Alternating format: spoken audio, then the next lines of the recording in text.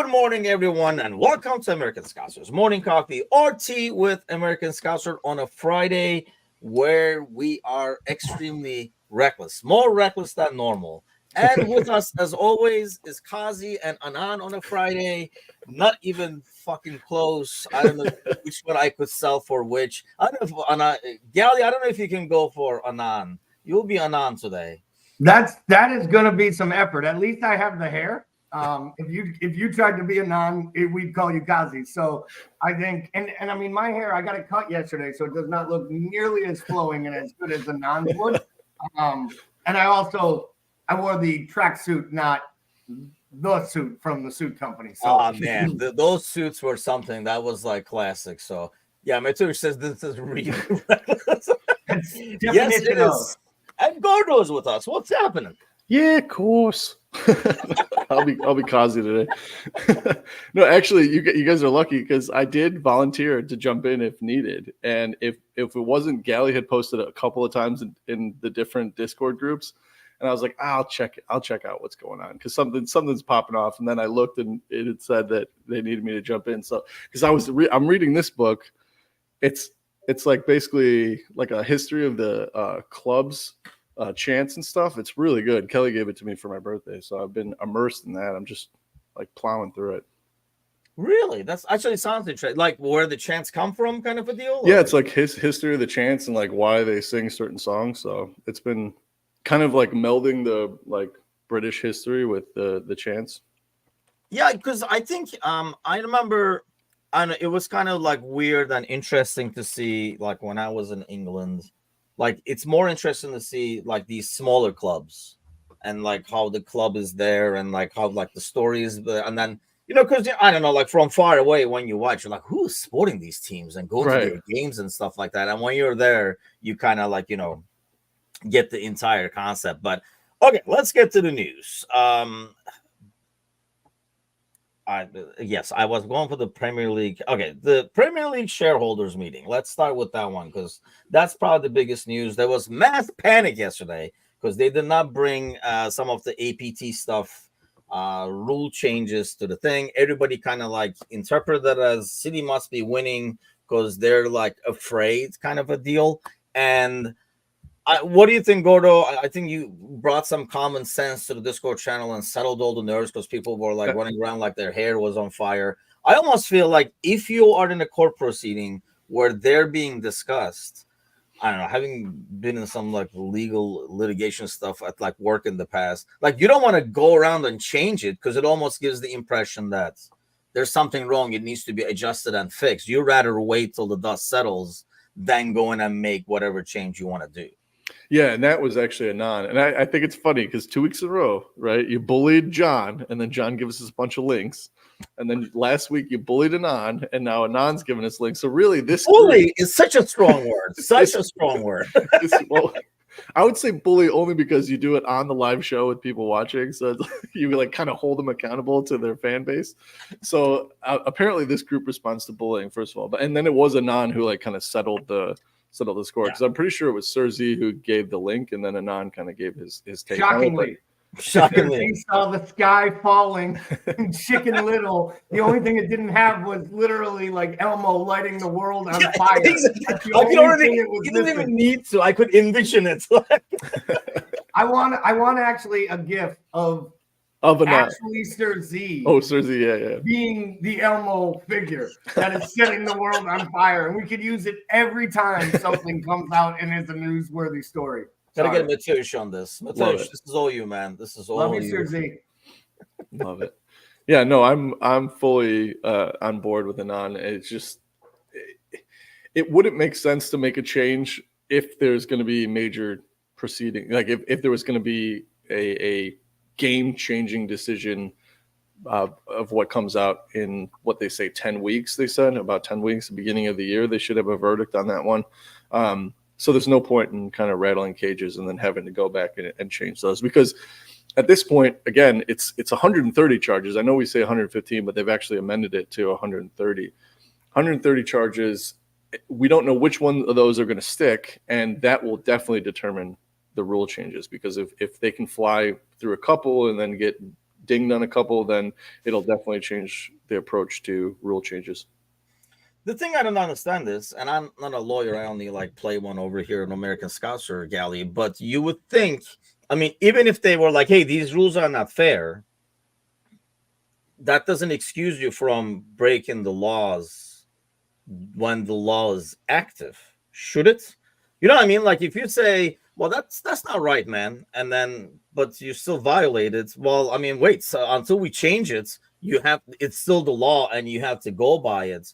And I don't know how many of these 130 would be eliminated if they win that, but there has to be a lot more to it than, oh yeah, that didn't make sense. You guys are off the hook now. You basically just made the defense of every single person in the state of Massachusetts that went to jail for the last 20 years for selling pot.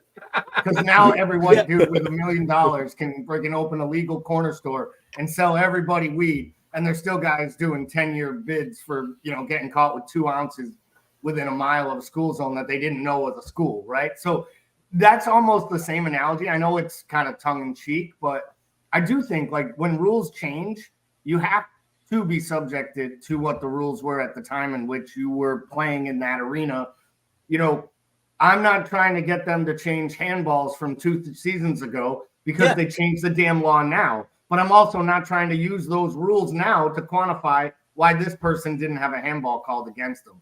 And I will say, as we were saying before, what might be the most reckless thing out of this entire Friday show is the fact that when needing an emotional barometer, we went to Anand to bring us back all in. Because he was absolutely right with that comment. But I caught that on my own. I was like, man, I'm sitting here reading this. Like, this is spot on. This makes total sense. He's calming me down. And then I was like, if I read this and I actually read it with Anand's voice, my blood pressure is going to actually go up, which is exactly what I did. So just so you guys know, every time I read any of your Discord, I actually, like, in my head, I play it out. Like, I think I can hear. So was Anand just regular That's Anand, funny. or did he have the Arab accent that he does? Like, which Anand did you hear? It absolutely had the Arab accent because I was playing it almost as if he was reading it from one of the Arab newspapers. That is my other favorite thing, when he starts telling me what the broadcast is like right now in Arabic.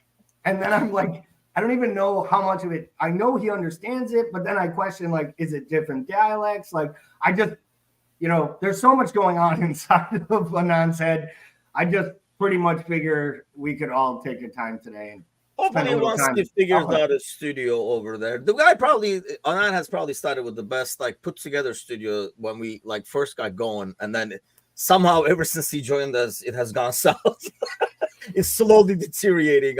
It must be like our setup over here. The damn wall. The second biggest thing that came out of it, and this makes zero sense to me, is the fact that they delayed the offside, which was supposed to be in 2-3 weeks, right? It was supposed to be during this international break, I think, is when we were going to go to semi-automated offside calls. And they were like, and I actually like watched something like on like BBC and stuff. They were talking about, the Premier League said, well, the decisions are coming a lot faster. We don't even know if we need this kind of thing. See, Gordo, like the cynicism becomes in again, like from Wednesday that we're talking, before when they did the same thing with VAR, right? And we said, you know what, that's fine. They're watching everybody go through it, look, work through the kinks, and then they're going to come out with like the best way. Mm-hmm. It's actually smart by the Premier League. And they went, I was telling Angel this yesterday, they literally went and collected all the kinks and put it in their VAR system and said, you know what, this is the most complicated we've seen. I'm just afraid they're going to do the same thing with semi-automated. Why delay it? Like, why fight a good thing? Why delay a good thing? Like, I can't see any negative. I could see with the VAR where they could say, oh, you know what? We want to see, like, have the other ones work out the problems and stuff like that.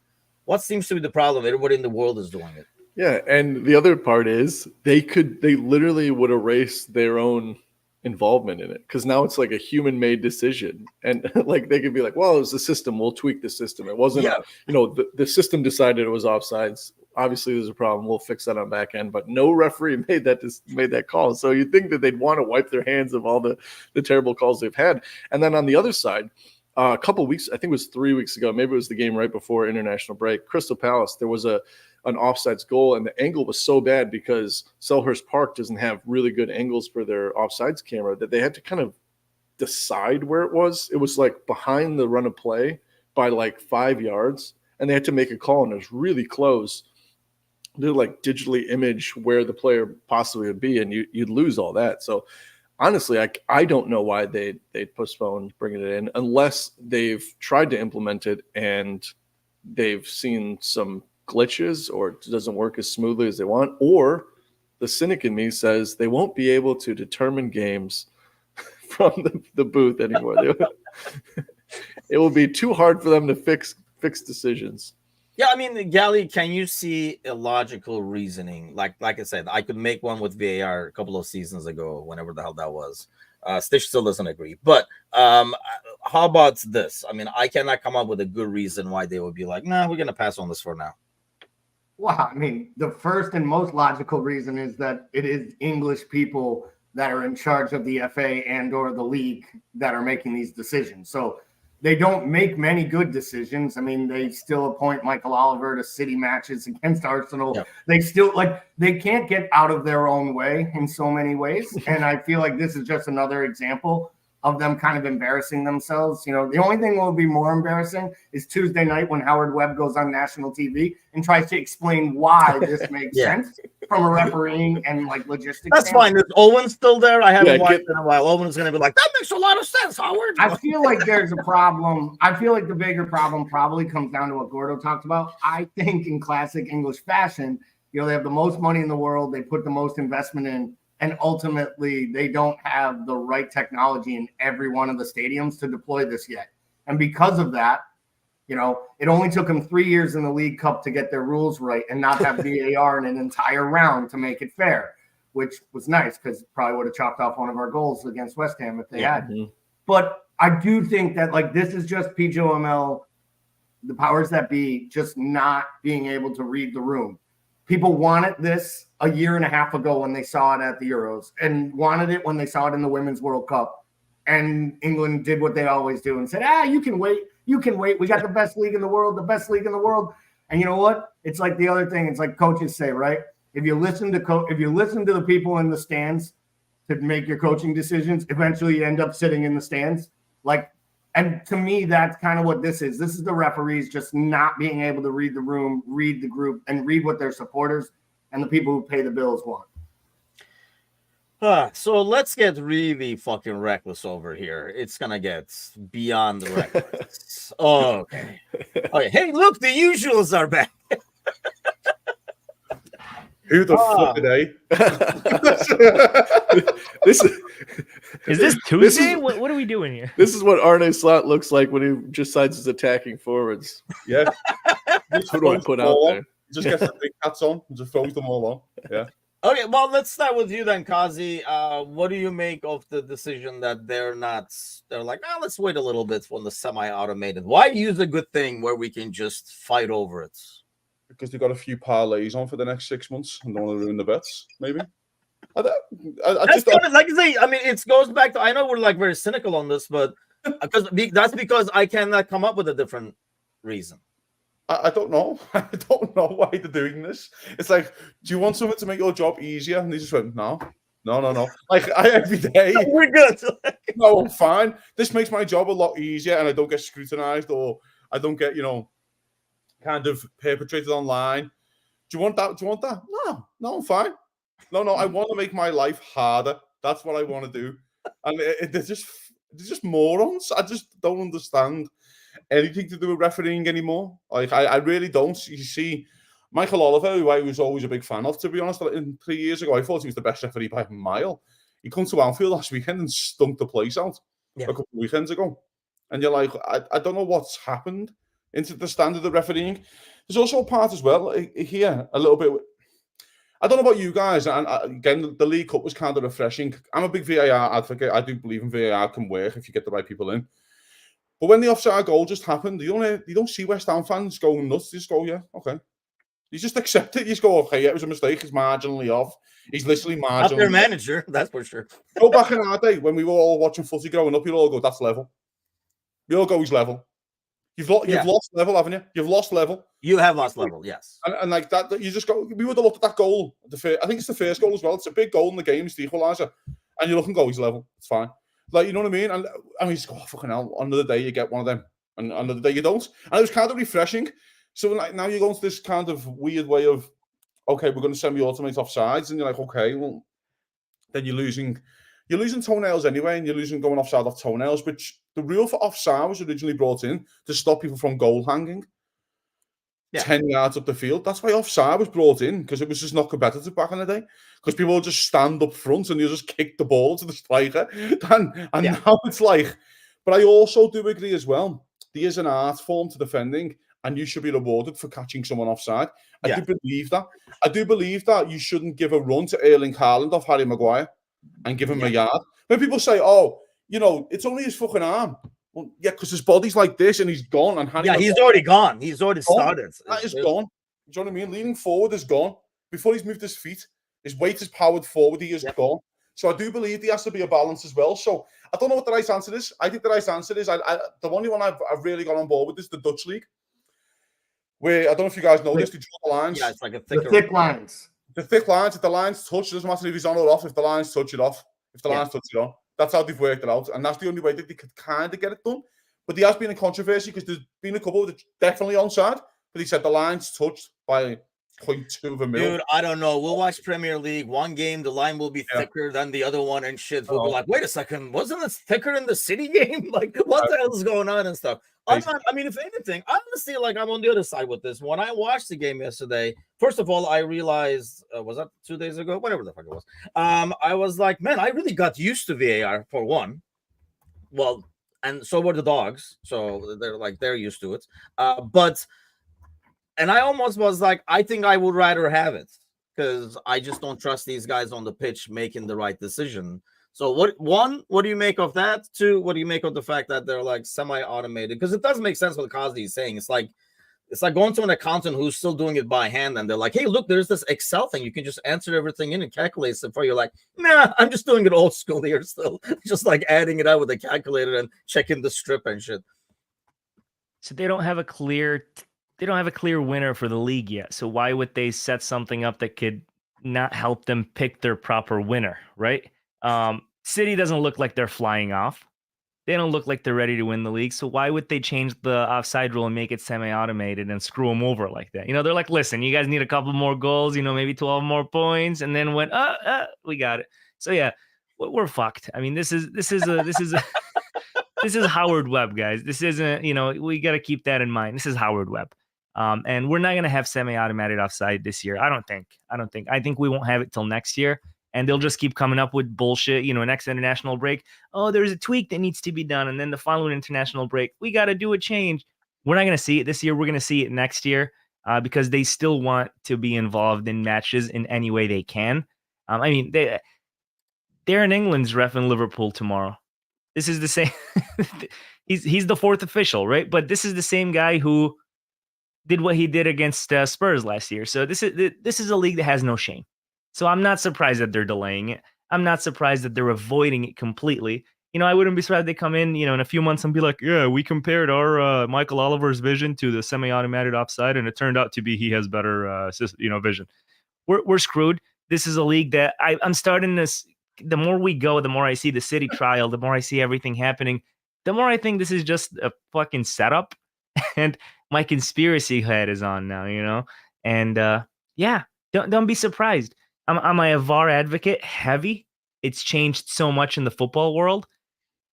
But we're in a league that doesn't need change. We're in a league that needs the same thing to happen. And it's the definition of madness. They want the same thing to happen over and over again. That's it. And that same thing is City winning the league, City winning the league, City winning the league. I've got to disagree with Anand there. That if you're trying to market yourself as the greatest league in the world, you can't have the same winner all the time. Yeah, nobody likes City winning. It's a bit like the Chiefs now. It's a bit like the Chiefs now in NFL. Everyone hates them again because they win.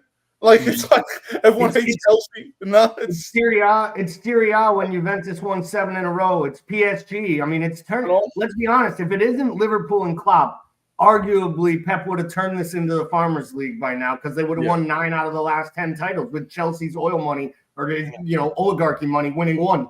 Yeah. I mean, it's that. it's that ridiculous at this point. So I'm not going there either with the crazy conspiracy, but I will say there was someone in the chat. I think there is a legitimate point of maybe they said we can't bring this in halfway through and have bad offside goals be called by humans for half of the first half of the season. But if we bring it in after January 1st, then every team has played everyone once, and therefore it's kind of as even a playing field as possible, because you're going to get someone that comes in and says, like the EFL Cup games, say, hey, we didn't have VAR in our home field during a round, but Liverpool got it. They got their 2 goals. They go on and win the thing, and we go home and don't get our replay or our payday. And I think we know that, to people like Anand's point, there is enough smoke that there is some fire out there, or there's enough fire that there's some smoke that people are actually looking for the conspiracies. So I think these guys are so nervous. Maybe now they're like, hey, we didn't have it ready, so I'm going to roll that out until January when it is the midway point of the season. And we can say in 2025, all the rules were the same for every single club across the board. I don't know if it's right or not, but I do think it's an excuse to give them, and wouldn't they just love those excuses? I think it's good. And like, go on. Can you correct me if I'm wrong here, fella? Right?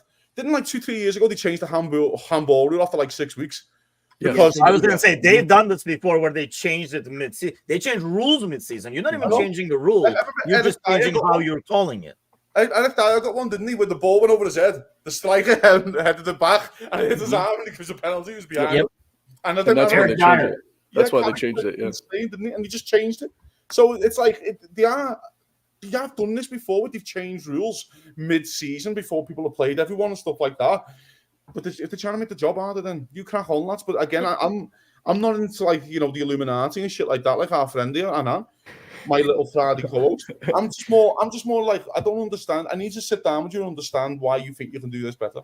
But that's the thing, Gordo. Like, it doesn't make, I mean, I understand what Gally is saying, and Shelton was saying in the comments of waiting. But I mean, who's at the meeting saying, well, let's do it half-assed the first half of the season because you guys already did it for week 5, and then we'll fix it halfway through. I mean, you are making, on paper, a radical improvement. Like, who's saying, well, let's wait so that everybody gets fucked for another 10 weeks, and then we'll make the radical improvement. Yeah, again, just like with the, why stop? It's why would you not want to improve it at any stage? If something came out tomorrow, like some AI technology that came out tomorrow that would guarantee perfect calls, why wouldn't you implement that and go we screwed it up in the beginning. Well, let's change it now before the end of the season. We're only 4 games in. Yeah. Or 5 games in. Let's change it now so that there's still 30 plus games to play. Everyone still has 30 plus. You could win and lose a season in 30 plus games. So let's change it now. I mean, and just to put more smoke out there for the fire. Look at here's the Illuminati. All right, last year. This is last year alone. I want to see if you guys know what all these things have in common besides being about City and about last year. Nathan Ake, offsides goal versus Fulham. Kovacic, second tackle, as he has the yellow, has that tackle from behind on Rice. Doku, kung fu kick. Yeah. Grealish, handball in the FA Cup semifinal against Chelsea. Doku deliberately kicking the ball away against Arsenal, not getting a yellow card. All those things in common. Michael Oliver. Yes. He's given few yellow cards to Man City than anybody else and 0 red cards. He's ref 47 games. This is a league that sees this and still has him in charge of big games at Man City. They don't care. They don't care. I mean, that's blatant. To me, that's blatant. That's more than one terrible call that has, even after the fact, I think one of them, I forget who it was. I think it was Howard Webb came out for that Kovacic slide tackle. I was like, I have no idea what planet he doesn't get a second yellow for that tackle. And this is a guy that's made the mistakes, and he's still in charge of Man City versus Arsenal. That doesn't make any sense to me. And it spits in the face of fans. How stupid do you think we are? Is that good old-fashioned ignorance, basically? By the way, if you want chats, if you want some companionship this morning, you gotta slide into our DMs on Facebook. But Gally, is that basically good old-fashioned ignorance, where they're and I get part of this, don't get me wrong, having seen this in Turkey, I get part of this, where once you start doing that and say, we're not giving Oliver to city games. Then, Wolves say, well, then we don't want this guy. And then everybody says we don't want that guy. And suddenly the ref announcements become the main story, as opposed to them just pleading ignorance is almost sometimes better, because then you don't have to get into the, why did you guys give that to that game? Why did you guys give this game kind of deal? I think that is a big part of it. And I think that at the end of the day, the number one story here isn't just Michael Oliver's bad calls. Because if we look at the same, Liverpool supporters will run that same rule on Anthony Taylor refereeing Manchester United matches and all the calls he gives them. And I think there were some refs like not Graham Potter. There was one, the Graham guy, forget his last name. He looks like an idiot. Graham. He's the Chelsea guy where everyone says every time he refs a Chelsea game, they get all the calls. And then Rob Jones refs games and he just tries to start fights with footballers the entire time. He's just flexing like he's, Ed Hockley on the field. The problem with this game is that the English officials are so poor, top to bottom. Yeah. That Michael Oliver, as bad as he is, and I'm with Kazi, 3 years ago, he was the best official in England. He was one of the better refs in all of Europe at that point, efficiency and coefficient-wise. And what happened? He lost his ever-bleeping mind in the Juventus Madrid game, and he's never gotten his career back on track because he gave the double red card and he sent off Buffon. And it was this huge, and he basically hand-gifted Real Madrid advancement in the Champions League with some really, really questionable calls. I don't think he's ever responded. He still gets the best games for the same reason he gets to go to the Euros. This league has such trash officials. They're the highest rated ones are still him and Anthony Taylor, so they're always going to get the big matches. And I don't think that changes until English does what they don't want to do and starts hiring referees from outside of their pyramid. And they don't want to do it. They have, I think, 3 total that they brought from any other league. They need to bring more people in. They need diversity because we've talked about it. It's just the old boys network. And they learn from the idiots who train the same fucking idiots. Yes. Yeah. And that's like the issue, I think. But I don't know. Let's talk about this because Ryan brought this up. I didn't see anything on this with the Haaland throwing the ball. I'll be honest, I laughed when I saw it, but I can see, I mean, obviously when we were talking about the panel, Alan wasn't laughing. But so how come there is nothing there? Or have you guys seen anything on this? I have not seen anything on it. Well, I mean, I've seen the video all over the damn place, but I haven't seen a statement from PGMOL saying, what did I say? Anan, you're shaking your head. The statement said no further action will be taken. Straight up. They didn't even discuss it. No further action will be taken, and they moved on. They didn't even say anything about the incident. They said the Haaland incident, no further action will be taken. They didn't say when Haaland whacked the fucker with the ball on his face. No, nothing. Just the Haaland incident, that no further action will be taken. I agree with them. I'm sorry. I might be in the thing. I agree with them. I know it sounds... Kazi's Illuminati, guys. They got him. Yeah. I'm out. That's why he keeps poo-pooing the concept. He doesn't want it coming out. I just think like he's throwing a ball as he hasn't fucking shot him. And then, by the way, like 20 seconds later, when fucking Haaland's running through after the kickoff and they just clean him out. Do you know what I mean? Like, literally clean him out as they pass the ball back to Raya. Is that worse than throwing the ball at his head?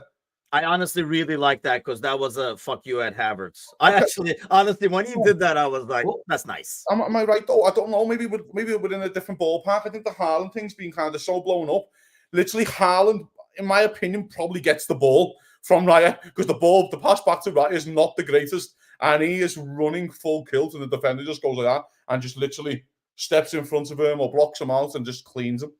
I think that's worse than throwing the ball.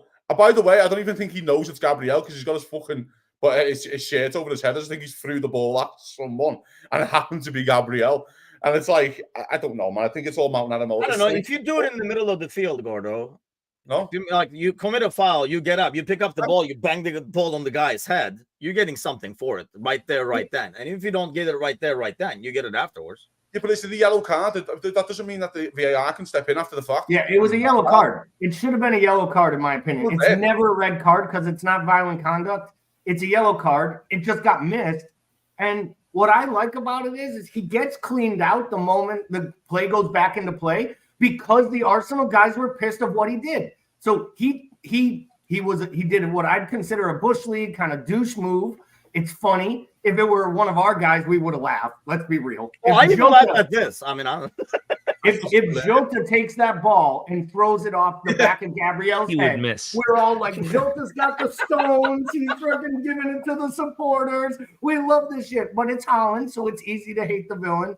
But let's be real. It should have been a yellow card, which, would have hurt all those people who captained him. Unlike exactly.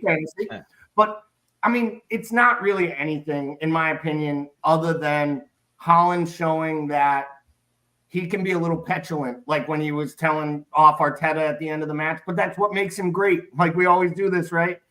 What gets you to being the 1% of 1% at the top of your profession? Being brash and defiant. Then they become brash and defiant. And we're like, you're a role model for the kids. Don't be like this. Don't talk shit. No, you got here because you talk shit. Like someone at some point in his life told him, you might not be as good as your dad. You might not make it. And he was like, oh yeah? I'll fucking show you. And he's turned out to be the best striker in the world. And I think that this is a prime example of if he's on your team, you love it. And if he's on someone else's team, I don't have a problem. I mean, I agree that, like I said, I fucking laughed, even though he's not on our team. I thought it was like funny. Just the way the ball bounced was funny. But my thing, I guess, Kazi, is like, I still feel like something like that they missed. Yeah. And that's blatant should still have some retroaction because other stuff would. We've seen other stuff get retroaction for like disciplinary reasons. Fair. Them bypassing this makes it even more shady because it's so fucking clear. That's fair. I just do want to correct Gally though. If you're going to mention Haaland on the Friday show as the best striker in the world, please tell Anand that it is Darwin Núñez because otherwise, Oh, that's a good point. He doesn't know. It's a Friday. He's new around here. He's new to this, Jimmy. You know what I mean? He's a little amateur. He's a kid coming off the bench. We have to, get the experience here. I just think the best striker in the world is Harry Kane right now. That's why I did that. But anyway, going back to the other points of like retrospective action, if it's a yellow card, VAR can't step in on yellow cards. They can only step in on and do you know what I mean? But I also still think that a defender cleaning out a player like a defender did to Haaland 20 seconds later is much worse than getting a ball pinged off your head. I would call that even then. Do you know what I mean? Okay, you got the ball pinged off your head, and then Saliba and Gabriel have had a chat and absolutely wasted him. Like, literally cleaned him out. Do you know what I mean? The after the game stuff is, okay, you can have an argument that after the game, but that's heat of the moment. We've seen this happen with all footy players. Happens all over the world. It's only because it was the biggest game up to now of this season that it's got more eyes on it and it's more of a thing. Do you know what I mean? I just feel like there's a lot of mountains out of molehills here. Like, it's fucking football that happens. So the question is, if this happens in this weekend, one player whacks another guy with the ball, what happens? Will they investigate? Will they look into it? Or is it just going to become the normal thing and everybody's going to start whacking balls at everybody? That's really where the question's at. I think they let it slide because it's Haaland, because it's City. It's not. Had this been Wolves, they would have been all suspended. Yeah, because, and that's my problem with it, I guess, because I agree. Bring out the Lumen. Yes, good job. I'm on board now. Do you think though? Do you think that it was like the aftermath too? That like they didn't call it because there was retro. It was like citizen justice, right? Like the boys handled it themselves, and so we're letting the inmates run the asylum at this point. Okay, guys, don't give them a red card. They punched them later. We're good. Hey, look! I'm on your side, and I'm on your side, and they've already chosen. Oh wait, never mind. He is right. Everything's not a ticket when you get pulled over by the cops. Everything's not a ticket. Do you know what I'm saying? Like, just let people be people. Like, it's a fucking high. Punch a cop in the face and tell me if it's a ticket. But it's a high pressure fucking sport, and it's something so small and minuscule. Come on, lads, look at who makes that call then? Like, so next week after Haaland scores, he slaps the guy on the neck. Like, there has to be a point where you're like, hey, if that was normally a yellow card, and that's my thing, you foul the guy, you get up, you bounce the ball off of his head, you're getting some action. So why doesn't it happen afterwards where it's like blatant? It's not like I don't think that happens afterwards. That's what I'm saying. I think if this is Wolves fucking Bournemouth and that happened, I don't think VAR step in after the game. I think if Michael Oliver did something during the game, completely fine. Yeah. But I don't think they step in after the fact. That's all.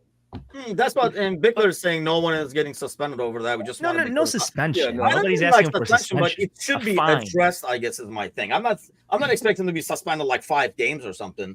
I just think it's something that they should be like, hey, we went back and saw this, and this was the thing. I mean, it might be nothing. It might be a stupid fine that he's gonna like drop out of like make from his change in his pockets, but for letting it go, you're just like asking for other things to happen, and then it's gonna be the Wolves guy doing it, and he is going to get punished. There's an unprofessional conduct rule. Just apply it to it and move on. Yes. And speaking of which, Owen Beck, did you guys see when he got bit in his back? And he went to the ref and he's like, "You bit me," and the ref was like, "Move, back off." And I was like, "Okay." And then they came back and said it allegedly bit, and it's like, I don't know how you could.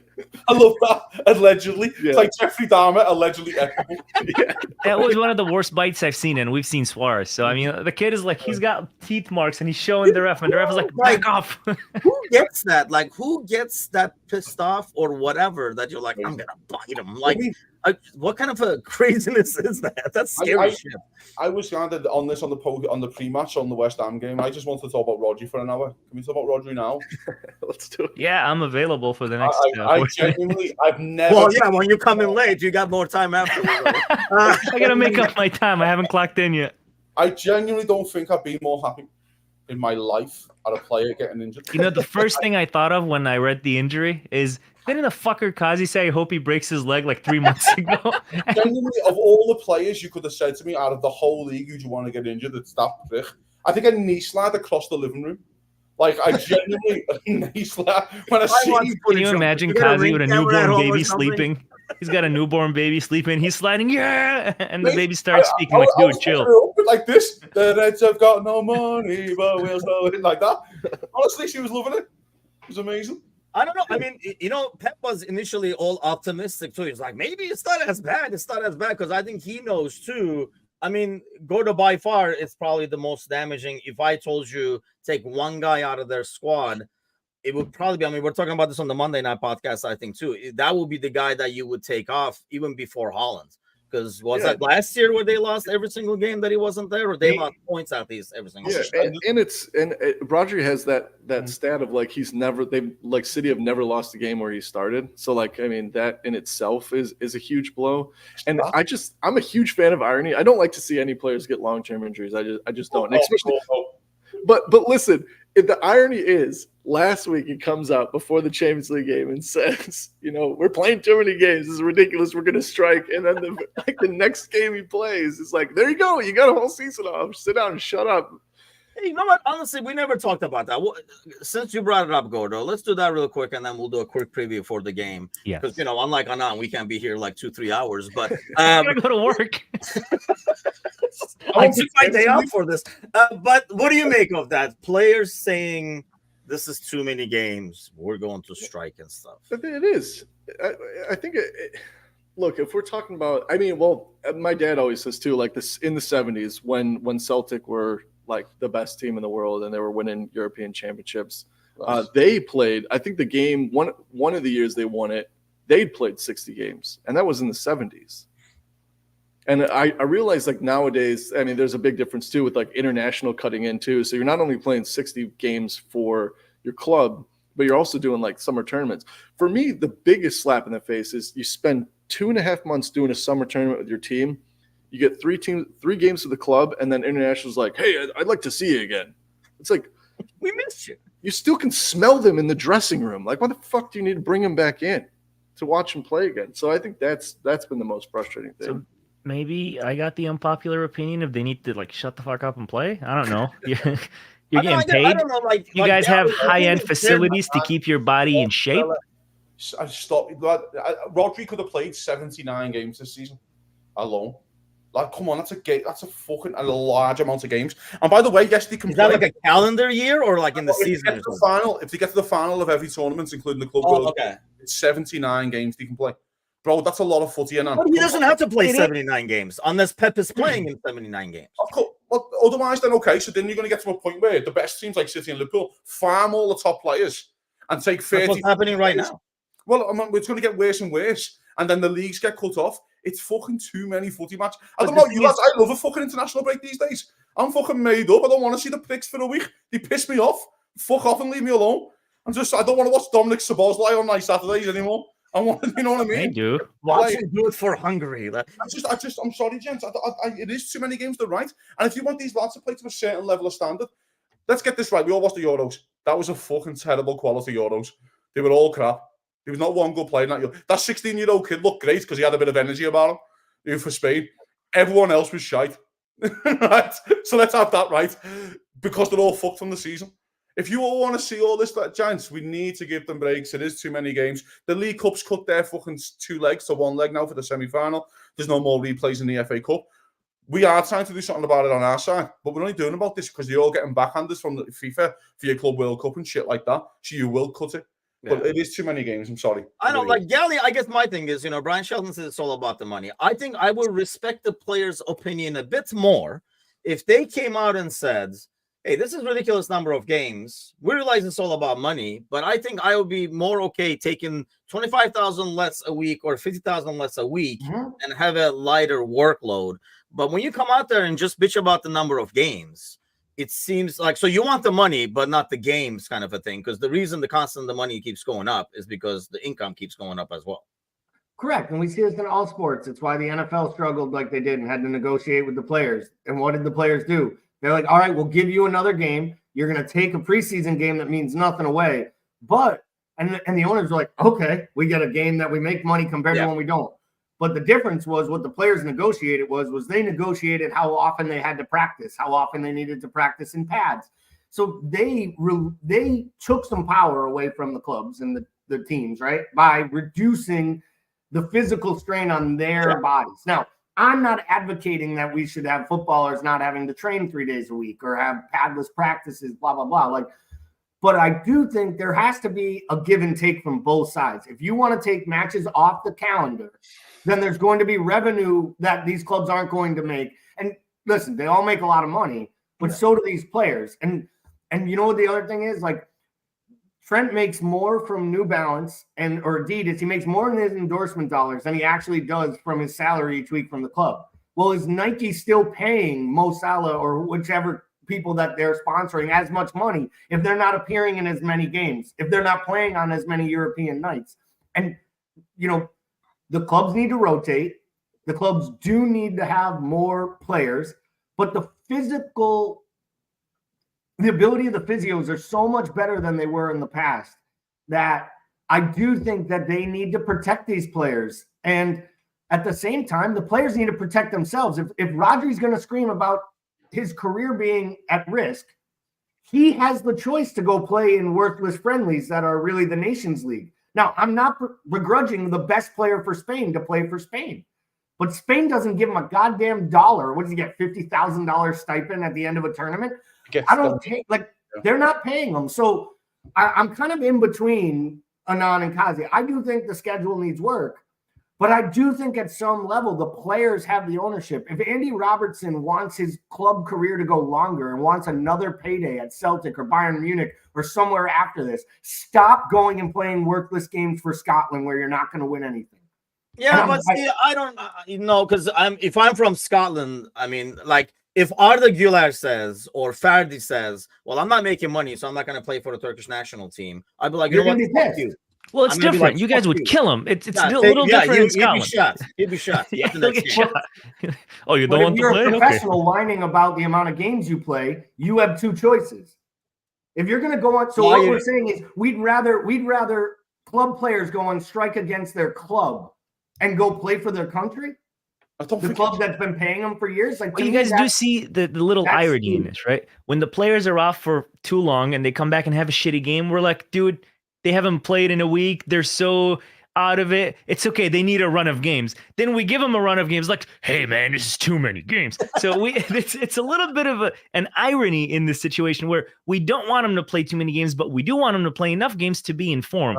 I mean, not to throw off the example, WNBA season started. They wanted to milk the Indiana Fever because of Caitlin Clark, and they wanted to get the TV viewership. So they had her play 10 games back to back to back to back on national television. One thing that happened is they had the most viewership in WNBA history. Another thing that happened, they lost 9 games in a row because they were tired as shit.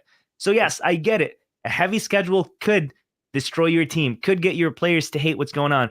But also, these are players who training in high-end facilities, players who are different bodies now. They eat different. They do everything different. You guys talked about this a few months ago in one of the episodes. So why not play in that tight schedule? Why not do it? But like Gally said, if you don't want to do it, take the pay cut for you. The club takes a pay cut. But you guys are getting 200 and 300,000 pounds a week to play 2 games of football. Give me $7 and I'll do it. I know. Not And I 200,000. think that's why it's hard for them Gally's to get muted, sympathy, but he's right? 'Cause yelling they're at like, us. I'll do it for free, damn it. Like, The money doesn't matter. This is what I'm saying. You take the money out of it for a second, right? I know what you're saying because you're getting paid to do a job, and I understand that argument.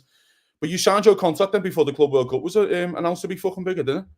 So it's a bit like you've signed a contract to go to a company, and then they put more workload on you. That's fair. but you're still going to get paid the same. By the way, that's what you've just said. It's a job. The Club World Cup does not need to be 32 teams or whatever it is. This is all you're preaching to the choir. I mean, I want the team to get out of the League Cup completely. No. Like, But what we're saying is, though, you keep expanding these tournaments. The players have every right to go. I'm not playing in these tournaments. And by the way, the players shouldn't have to give up their international thing because it could be a pride thing to go and play for their fucking country.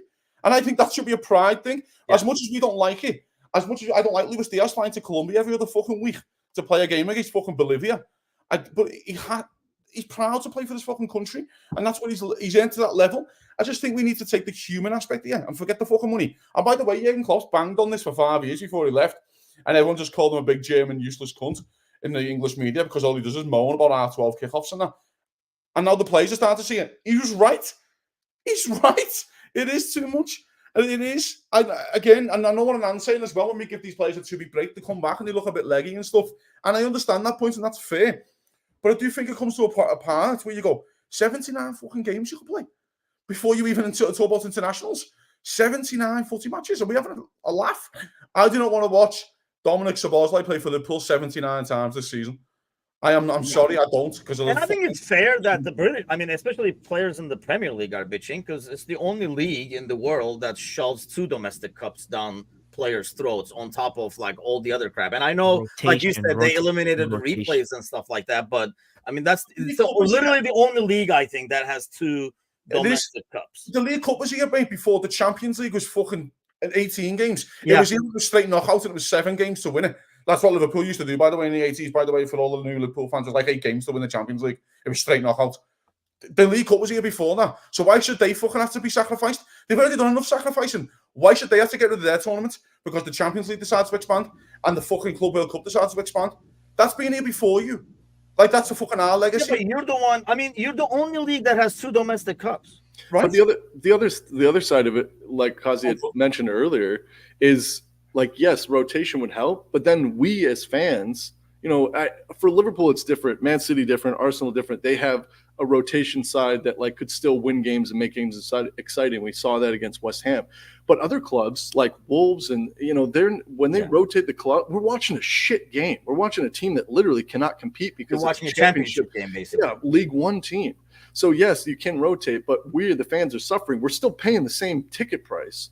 And I say we, I'm not going to the games because I'm here in the States, but like you hear the fans talk about the price of season tickets are going up too because there's more games. And so we're getting less quality. And if the players are feeling more tired at the end of the season and we're watching these run-ins where it's supposed to matter and we got players dropping like flies because of injuries, and I get better physios and everything, but at the same time, these guys are the assets. And the assets aren't happy, and the assets feel like they can't play when they get to March, April, May. Then there has to be something about it. I think Gordo's nailed it there. Sorry, Nan. I just want to follow on what he's saying next. I think it's important. The reason why the NFL is so special is because 19 games or something like that to win it. Yeah. And it's a small part. You guys, I'm sure you guys are basketball fans. You don't watch them until the playoffs. No one's asked. Because so many fucking games. No one cares. Unless it's Caitlin Clark, but yeah. You know what I'm saying, though, fella? It's like that, the NFL is so special because it's like 19 weeks a year and it's done, right? And we all get back into it, all kind of thing. The NBA, fella, I don't even watch until the playoffs kick in. You just follow it on your phone because you can't be asked. And that's what you get into the stage of. You get into that stage. Let's get it right. We're Liverpool fans, so we might watch PSV away in January. But if Liverpool have already qualified in that top 8, no one else is going. No one else is asked. So stop diluting your product. Your product is, you know what I mean? Your product is so strong because it can be shortened. Stop. I don't want to see all these footy matches. No, here's this. You say that, but I mean, we watch all kinds of crap. It won't be as big, but I guarantee you, FIFA, UEFA will still make their money. They'll make their money. On, so we can get to the game real quick. Well, they're also doing this Club World Cup in different countries, so they can make the international viewers pay the money, not the locals, because the locals are like, fuck that, I'm not watching Liverpool play against fucking whoever it is at 3 a.m. But this is a question. Arsene Wenger suggested this a few years ago, and he still talks about it all the time. Cutting game time to 80 minutes instead of 90. Is that good for the players? No. I mean, shit. I mean, it doesn't matter because they're tagging. I mean, heck, instead of 90, they're playing like 105 and 110 now. For guys, put the game in to 80. This one Arsene Wenger doesn't think about because he's a fucking weird moron these days, right? He could cut the game to 80 minutes. So how long will that ball be in play? Because there was a fucking stat last year that the ball's only in play for 60 minutes. Out of 90. Yeah, exactly. Yeah. Ball. It's game to 80. It's only in play for what? 50 minutes. The ball's in play. Could you imagine Arteta creaming his keks if a game was 80 minutes long? Yeah. Oh my word. Could you imagine Sean Dyche, the happiest man? Yeah. He would have a cigar on the side. It's so dark hearts to the Go back to wearing his tracksuit. So we'll give them 5 subs. We'll give them 5 subs in an 80-minute footy match. Is there anything else that you want to fucking give them? Do you know what I mean? No, the game. And he wants to cut away offsides too. Like, this guy's off bat shit. Okay, if you go by the Wenger's thing, we're gonna be here forever. Let's get to the game this weekend. Last thing. I know we spoke about this 6 weeks ago when they announced that they were not going to extend the injury time anymore. And now the dark heart has come back into football. Yeah. Why did you announce that? Why didn't you just... We talked about this in the preseason, didn't we? Like, why tell everybody? Just do it. Tell everyone. But anyway, Newcastle. Let's go to Newcastle City first. Okay, Wolves away. Gordo, let's start with you. In terms of lineup, do we go back to our default settings since everybody for the most part got their rests? Do we go back to the first, what it was, like 3-4 weeks? Obviously, Konata for Kwanzaa, but what do you expect out of the starting 11? I hate to be overly optimistic, but this team looks to be working. It doesn't really matter what lineup they set. Now, we dropped the stinker against Nottingham Forest, but that exact team has gone on and done good things again. So I don't think it really matters. But, I mean, what a fantastic challenge that Slot has every week. I mean, just over on that left side, Diaz Gakpo. I mean, man, that is I love to see it. It doesn't matter who we put in. There's no drop in form. It's Gakpo scores 2, Diaz is scoring 2. It doesn't bother me. This is one of the first seasons. I know we're only 7 games in, but it doesn't bother me what the lineup is. I think we'll be fine. Gally. I think it'll be the same starting lineup that's been the league lineup. Maybe he could, because he played Jota and Nunez both, and he's been so complimentary of Nunez's play, both on the ball, off the ball, the goal he scored. I could see him giving Nunez another start potentially here to give him the 3 starts in a row. And to be fair, it's like Kazi said, don't have him play much the first 4 or 5 weeks, and if he earns his way in, then he gets a chance to play.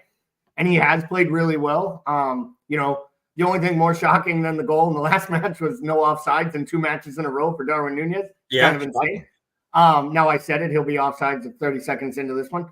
Watch the Illuminati get me. But I think that if anything, there could potentially eventually be a move for Szoboszlai because he just looks like he needs to recharge, and it almost feels now like it's getting in his head that he's the only player at times that just isn't clicking with the rest, and maybe he needs a start from the bench to just give him a little time. But I don't know that they're going to go drastic and bring Endo in and move McAllister forward. I think you don't want to mess with the McAllister-Gravenberch partnership at the back. So restored back line, potentially Nunez and Jota for me is the only question, Nunez-Jota, because I think Diaz is locked in until this purple patch of form comes down and you have midweek matches in Champions League for Gakpo to play and keep shining in. So it's a good thing to have. It's a good problem to have for once.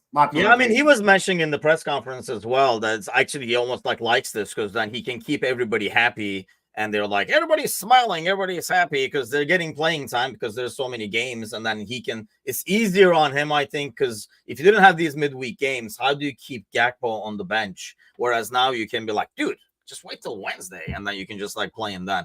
Anan, is your boy Nunez going to play or do we go default? Nunez starts. For Jota? For Jota, yeah. Just based on last league game, not based on anything other than the last league game. We go with the exact same lineup. Nunez starts, but I do got to say, Endo put in a good shift. Endo, he's not going to start, but I'm saying. If you watch the game against West Ham and still think Endo can be in the double pivots, I don't know what you're watching, and then boom, you say that. Endo put in a good shift. What is it? What did Endo do wrong in that match?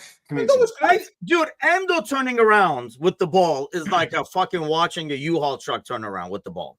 I've That's turned So U-Haul. while he Hey, can do U-Hauls a have job helped midweek, people move Thank you. across this They country. help people for 50 move. years. Okay, now we're just that. Yeah, whatever, man. No, I think Endo did well, and I'm not saying he should start. I'm not saying he should take Gravenberg's position or anything like that. I'm just saying this is a guy who said in the beginning of the season, "I'll do everything I can to show that I deserve to play," and I think he showed a little bit, and I'd like for him to continue. I don't mind seeing him in the Champions League. I don't mind seeing him in the League Cup. I just think we got to give the guy a fair chance. So hopefully he gets more minutes. Chiesa was magical. This is the waste of money Italian injury-prone guy that everybody was against, the negative people in that one group. I am so happy to see him play. Every time he does something, I'm like, what a waste of money. So happy to see him play. We go with the same 11, but I do see Chiesa coming on earlier. I do see maybe Jota coming in earlier if Nunez doesn't click that quick. So we've got options. It's going to be good. Going to do great. And I think we're going to go ahead and get a good victory tomorrow. I know, what was that? Who are you starting up top? Nunez, Jota, Endo? I think he'll do Kovacic and Gundogan. Oh, I mean, sorry. I can't get him out of my head. No, seriously, I think he goes with the same 11, which I don't want, really. Szoboszlai did get a rest, didn't come on against West Ham, which is massive for him, really, because he's the only player who can kind of run in that position. And again, that's Liverpool's fault. Liverpool knew exactly what they were getting into in the summer. And you backed Szoboszlai to plan to play. I will say Jones played well midweek. He looked like a lot better when he went further forward. When McAllister came on. Yeah, McAllister came off the bench, and I thought he was a lot better further forward. So maybe that's an option as well. But I do think he goes with the same 11. What the game's done for the manager is give him a really bad headache, but it's also helped them a lot for Bologna and Leipzig away. Because if I think Leipzig have played 4 this year, they haven't lost, but they've only scored 4 goals. So they look kind of crap, which is nice. So you actually can go to Leipzig and probably get Gakpo on the pitch as well. I want Darwin away at Leipzig starting anyway because of just what he offers you. Yeah.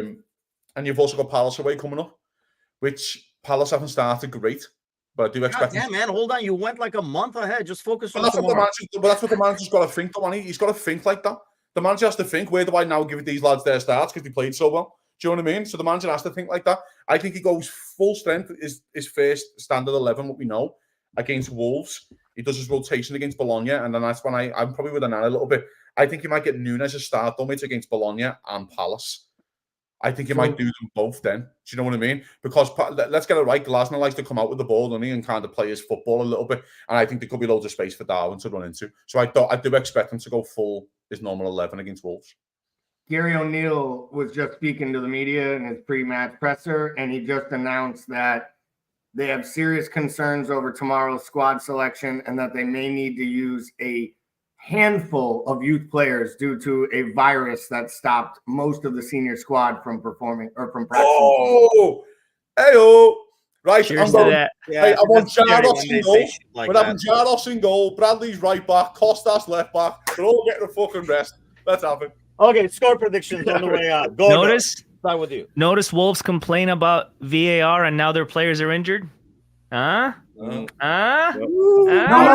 The was virus. the PGML. They It's actually brought the virus into They the brought it from a building. lab in That's China. I'm ground telling zero. you. Whoa. It's the Molyneux virus. We're calling it the Molyneux virus. It's big. It's Molyneux. It's gonna be the best virus you've ever seen. You know. Molyneux Okay. 24. God damn, I'm gonna need the full day to recover from this morning. Gordo, please. Your prediction score. Shoot. You know, I've done well so far this year with predictions. So I'm going to say, well, with that news, I'm going to say 4-0. See, this is. Damn it. Hey, I was right about West Ham, right? South. I was right about West Ham. I said they'd score first. You said, why'd you do that? I did say when they scored, I was like, God damn it, Gordo. I said 3-1 though. I didn't see the red card and I didn't see that kind of slowed me down. But I said 3-1 West Ham score that first. will come slowly. Pretty soon you'll be able to see the whole game. Just give it some time. Gally, scoreline. I was gonna go 4-0 as well, so I'll stick with that 4-0. Illuminati boy. What do you got? I'm gonna go with the 3-0. If I speak, I'm in trouble. Prediction 3-0. Easy win. Coast through and then make early changes, and depending on what Wolves come out with too. But 3-0 and then some early changes. Gaza. I don't know, man. Before it, I was a bit like going with your special, to be honest, mate, before that news kind of thing. But then I do think this is a team who shipped 6 You're against. hustling us, man. Don't fall for it. I know, fella. But it is a team still who go full strength and still conceded 6 against Chelsea at home. Do you know what I mean? Yeah. So, probably 3-4-0. I think it'll be comfortable. I also think as well, when you do get youth in, you do have the exuberance a little bit, which might open them up. But also you can, if you're a manager, just to say, can you just dig in for me? They will dig in as well for you. So I'll say 3-0 Liverpool. I don't think it'll be as comfortable as people think, but it is good news, though. We'll take it. I was going with the slot special 2-0, but you guys told me I'll go with the 3-0 as well. But we'll be back tomorrow. Gally will be hosting the pre-match festivities. God knows I will need 24 hours to recover from this morning. Thanks a lot, gentlemen, for joining us. Thanks a lot for all those hopping on, commenting. Give us a like, share, all that good stuff. We are so heading to 1,000 people. So, yes, share as much as you can. And if not, the Illuminati will be coming for you. Or the Molyneux virus. The Molyneux virus might be coming your way. No Diddy. If you don't get us a subscriber today, Illuminati is coming for you. I'm banging into the idea of Liverpool just on corners, just doing zonal marking and not picking up a ball. Don't come near me. You're sick. Fuck off. Don't come near me. Yeah, 0-0 because they don't want to play. Just getting changed in West Brom. Yeah. Just you guys are out of control.